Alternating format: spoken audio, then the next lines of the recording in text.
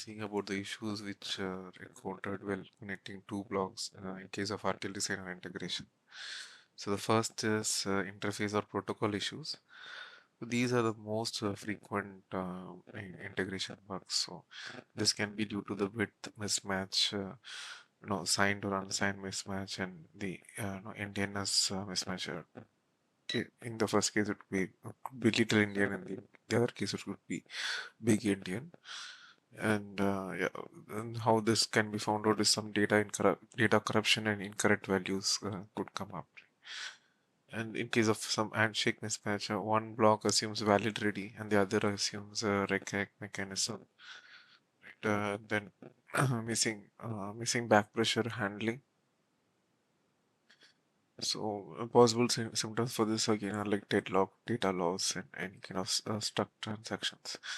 Protocol violation example XI. In case of XI, some ready deasserted is too late to happen.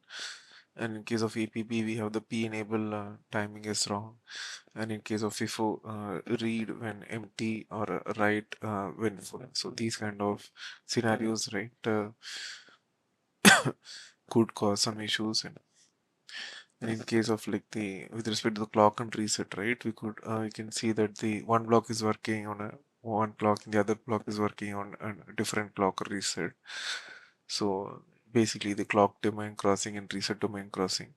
So async clock without synchronizers and multiple bits are crossing domains from one clock to another, and reset crossing cross domains. So this can cause very serious issues and can cause random failures and non-reproducible debugs. Right. So with respect to the reset, again we have the active high versus active low reset.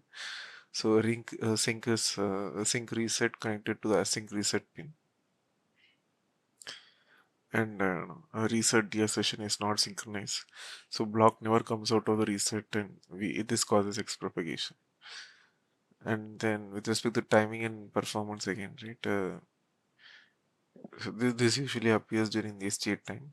We might have some combination loops, so which clearly we can just show. Okay, so let's say there's one gate here and it has the inputs A and B.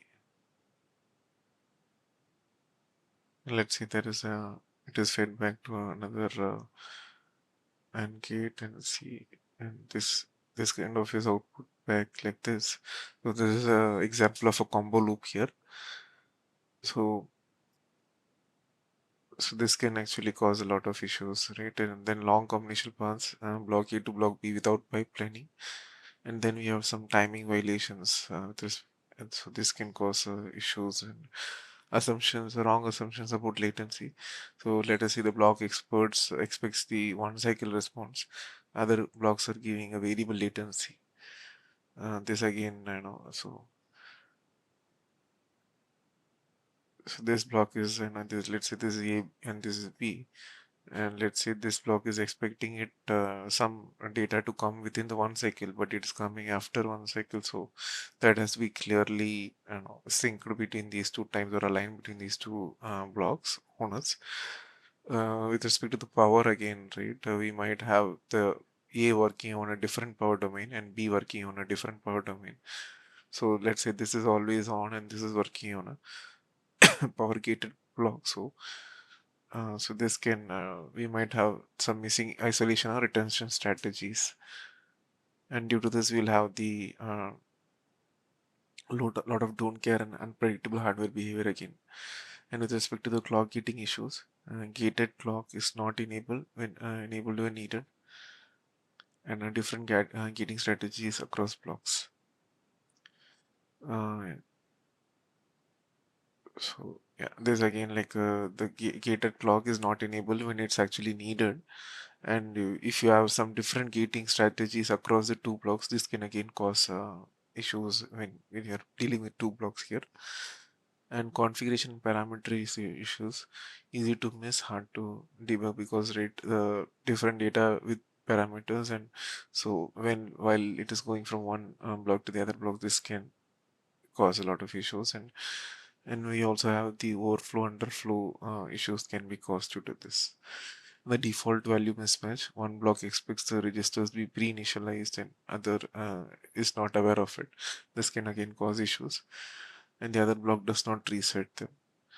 Only this kind of works only after specific register, right? So you don't know about this issue early on, and we might encounter some addressing and memory map issues common in like bus based design. So address range overlap. Two slaves respond to the same address.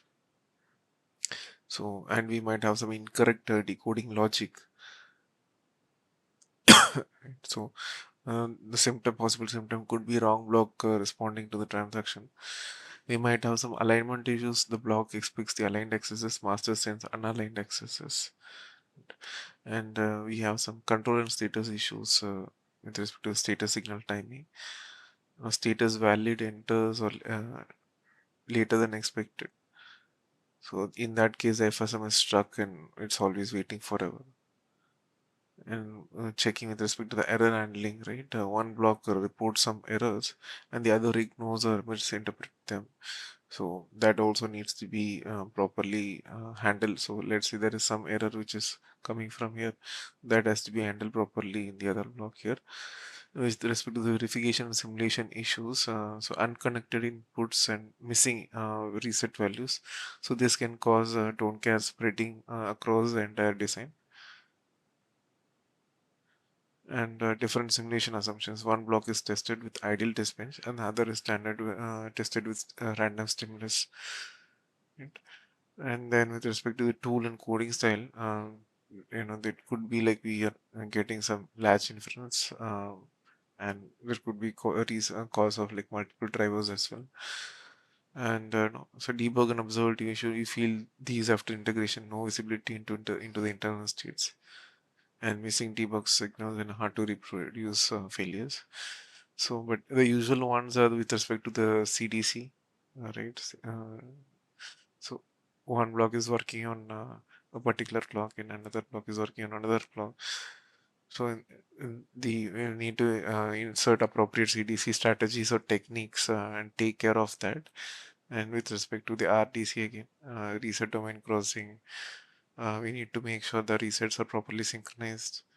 With respect to the power domain crossing, we need to make sure all the power related strategies are uh, very well placed with respect to the isolation retention and the level shifters, and that has to be taken care properly. And make sure the protocols, in case both the blocks are working in the same protocol for communication, then it's fine.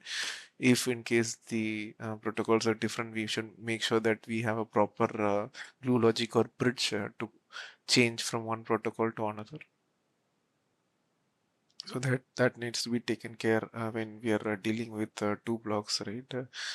Uh, so these are some of the things which we need to take care properly when we are connecting two blocks in case of the RTL design or integration, and make sure that there are no like undriven inputs or floating pins, and also the multiple drivers should not be there. So these are some of the things we need to take care while we are connecting two blocks in an RTL design or integration.